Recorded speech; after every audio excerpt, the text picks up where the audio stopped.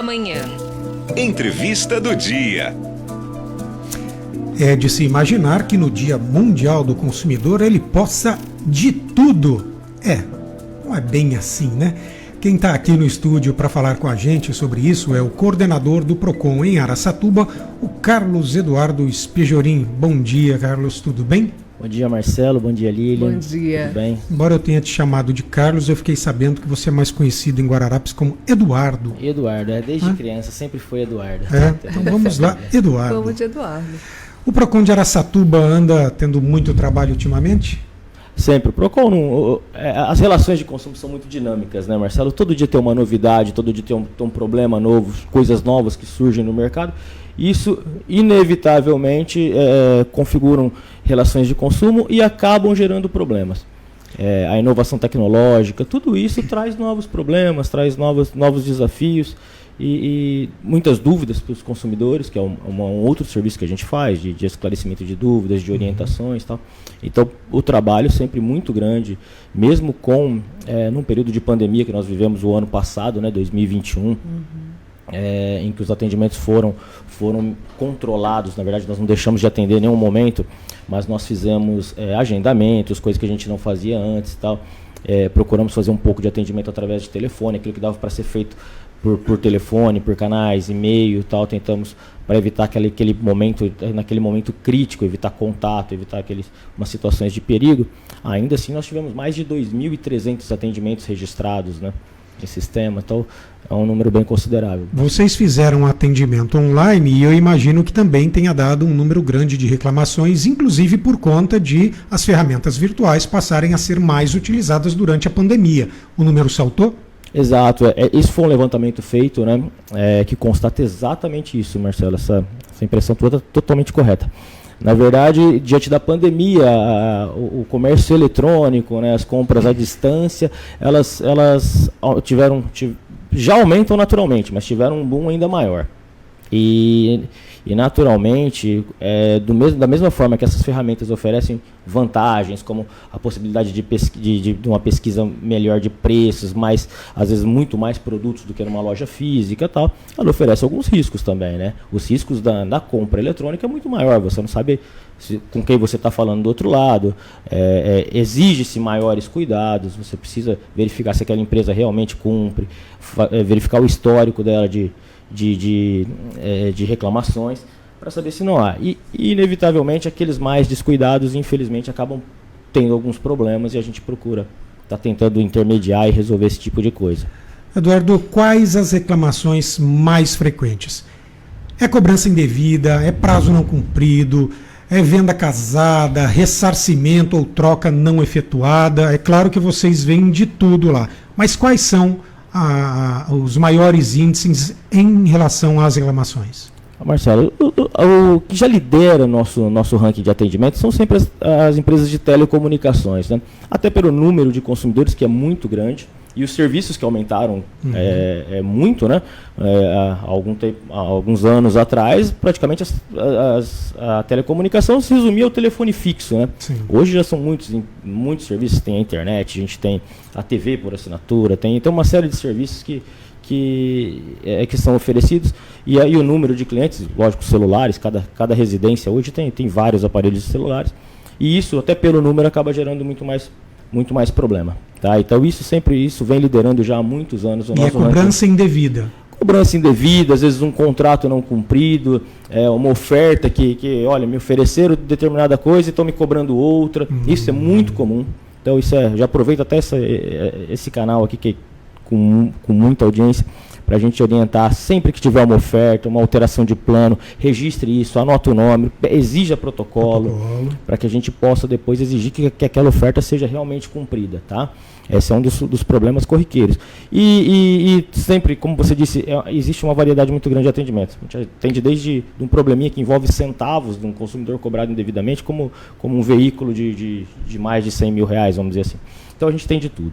Só que existem os problemas que vão surgindo, né? A gente tem os problemas financeiros com as instituições financeiras. Hoje é muito comum os contratos não reconhecidos, coisas que a modernidade, que as operações eletrônicas nos trazem. Os bancos digitais, até pouco tempo a gente nem imaginava que a gente poderia ter um banco só pela internet, sem um gerente, sem uma agência, sem nada disso, e hoje isso é muito comum. Só que isso traz outras repercussões. Por exemplo, hoje a gente tem uma demanda muito grande de pessoas que são vítimas de boletos falsos e acabam tendo prejuízos muito grandes, muito grandes. Então a gente está procurando trabalhar, orientar para que a pessoa não tenha esse tipo de problema.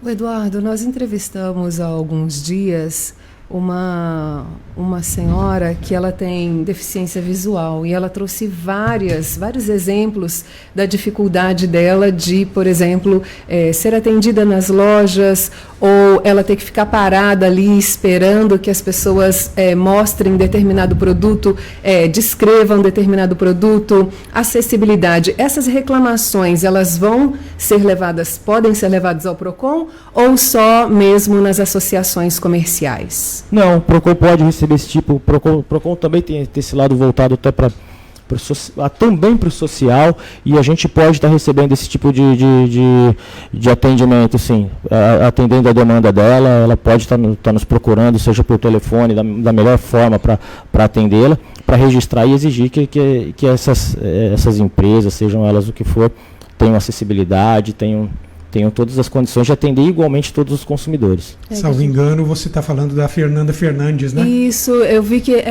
o comércio está bem despreparado para receber essas pessoas, dela falar que ficar um tempo fora da loja, né, ou parada na loja esperando que alguém venha até ela. Isso acontece com a gente também, né? A gente chega lá, mas ela fica esperando. E, ao mesmo tempo, não ter sinalização. Por exemplo, ela quer ir numa loja de calçado. E aí, se ela está sozinha, só ela, né? Como que faz? Como ela identificar? Como que... É uma coisa que a gente ainda tem que repensar. A gente fala pouco sobre isso. Sim. Eduardo, é bom lembrar que as empresas são obrigadas a ter ali um código de defesa do consumidor. De forma prática, é muito difícil que eu esteja em uma loja e, se eu estiver em dúvida, eu vou lá pegar o código para ler, mas está à disposição. Porém, vale lembrar também, como eu brinquei no início da entrevista, consumidor não pode absolutamente tudo, né? Porque tem gente que acha que manda e que vale a frase de o consumidor sempre tem razão. Não é bem assim. Evidentemente, ele tem muitos direitos, mas além dos direitos ele tem prazos para exercer, ele tem as formas de ser exercidas, e esse direito não é absoluto, obviamente. E isso é uma coisa que a gente estava tratando, inclusive, ontem, que o consumidor conhece bastante dos seus direitos. O Código de Defesa do Consumidor, que completou 30 anos, ele é uma lei que pegou, vamos dizer assim, né? Ele é uma lei que é bem conhecida, bem divulgada, as redes sociais ajudam muito nisso, só que o consumidor ainda tem dificuldade em exercer esse direito. E é aquilo que a gente tenta orientar sempre, de se documentar, de ter comprovação dos seus negócios, das suas relações de consumo, e isso facilita muito na busca dos seus direitos, né? Às vezes se confunde sobre uma relação, qual legislação aplica, sobre prazos, às vezes deixa por muito tempo e perde o prazo para reclamação, reclama por fornecedor errado. Então tem uma série de situações que o consumidor precisa de uma orientação e o PROCON está lá para isso. E eu gostaria de dar 2 testemunhos. Há um bom tempo, uma operadora, a minha atual operadora de celular, me fez uma oferta para mudar de plano e, com isso, me ofereceu um novo aparelho. Eu gostei da proposta, concordei, peguei o protocolo e aí houve a mudança de plano e o aparelho não chegava. Aí eu não consegui contato virtualmente, fui até a loja, apresentei o protocolo. Levou alguns dias, salvo engano, aí umas 2 semanas, mas eu consegui o aparelho. No entanto, se eu não tivesse o protocolo, muito dificilmente eu teria conseguido isso, assim acredito. E numa outra situação, eu devolvi um produto e estava com o comprovante dos Correios na carteira. Por algum motivo, naqueles dias que você vai fazer uma limpeza generalizada, eu joguei fora. No entanto, eu voltei no correio, lembrei-me do dia que eu fui, quem me atendeu, mais ou menos o horário, dei meu CPF. O gerente, muito solícito, fez um rastreamento, achou o meu atendimento, reimprimiu o meu cupom e, com o código de monitoramento, eu consegui entrar em contato com a loja e falar, ó, tá aqui, porque a loja me disse isso, se você não tiver o código do correio, eu não consigo acompanhar o seu processo e eu poderia perder tanto o tênis que eu devolvi, quanto o dinheiro. E aí eu consegui, em função disso, eu consegui ser ressarcido. Porém, é o que você disse, se eu não tivesse registro nas duas situações, de protocolo e fizesse o monitoramento, eu teria ficado no prejuízo. Então isso é muito importante. Exato, Marcelo. São dois exemplos assim, bastante corriqueiros, que a gente atende diariamente lá, essa situação. E você deu dois exemplos perfeitos, porque é exatamente isso, a gente exigir o direito, se a gente tiver a documentação para exigir, para mostrar, olha, que o consumidor fez tudo correto, essa situação que você narrou, que você tem 7 dias para desistência da compra, quando feito pela internet ou por telefone, né? É uma coisa muito comum. Muitos consumidores exercem esse direito. Só que alguns se esquecem, por exemplo, de comunicar a loja. Ou se comunicam, fazem um simples telefonema, falam, eu não quero mais o produto, eu não tenho um protocolo, não tenho uma data de ligação. Já que a gente quer exercer esse direito, a gente tem que demonstrar que nós o fizemos e dentro do prazo. Se são 7 dias que a lei estabelece, não adianta você ir no 8º. Que aí, né, porque não há jeitinho para isso.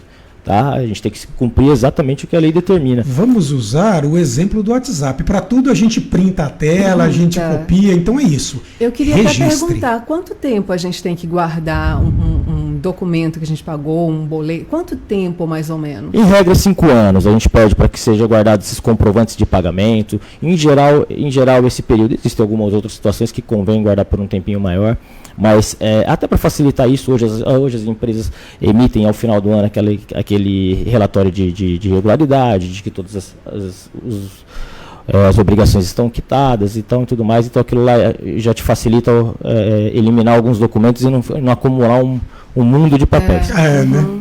Mas essa dica do Marcelo sobre dar print na tela é fundamental. Hoje as compras online são muito grandes e eu digo o seguinte, print todas as telas do procedimento de compra, desde a oferta até o pagamento, o prazo para entrega, se houver qualquer descumprimento, porque a oferta é um contrato, nada mais do que isso. Se eles te comprometeram que vão te vender por determinado preço, eles têm que vender por aquele preço. Se eles se comprometeram a te entregar dentro de determinado prazo, eles têm que te entregar dentro daquele determinado prazo. Qualquer descumprimento desse, a gente pode exigir que eles cumpram a oferta ou que ele, ao menos, te dê um abatimento pelo descumprimento. Perfeito. Vamos aos contatos, então, do PROCON em Araçatuba, onde fica e como a pessoa tem acesso. O PROCON, nós estamos aqui no centro da cidade, no prédio do Atende Fácil, que é na rua Oscar Rodrigues Alves, 295.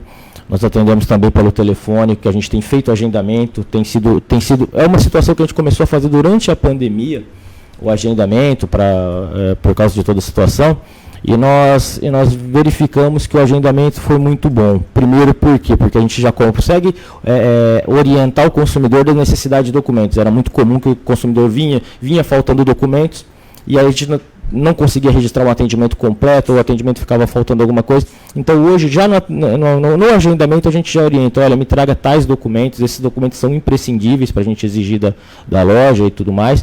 Fora isso, a gente consegue, o consumidor consegue se organizar, não precisa ficar muito tempo esperando.